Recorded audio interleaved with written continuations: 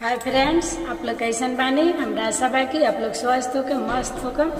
अगर SM2 लोग video channel पे आप नए बानी तो चैनल के सब्सक्राइब जरूर करब, लाइक करब, कमेंट करके बताएं कि गीत आप लोग के कैसन लागल और गीत के इंड तक बने रहे।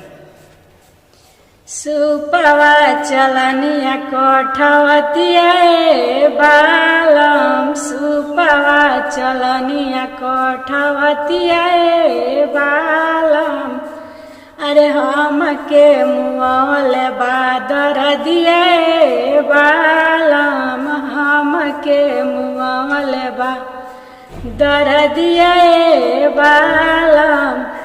अरे सासु हो के लावना हर दिए बालम, अरे सासु हो के लावना हर दिए बालम।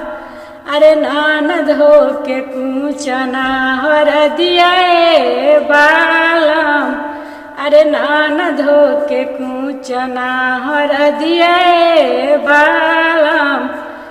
अरे सैया हो के छापिना हर दिए बालम। सुपवा चलनिया कोठवतिया बालम, हम के मुआवल बादर दिए बालम, हम के मुआवल बादर दिए बालम।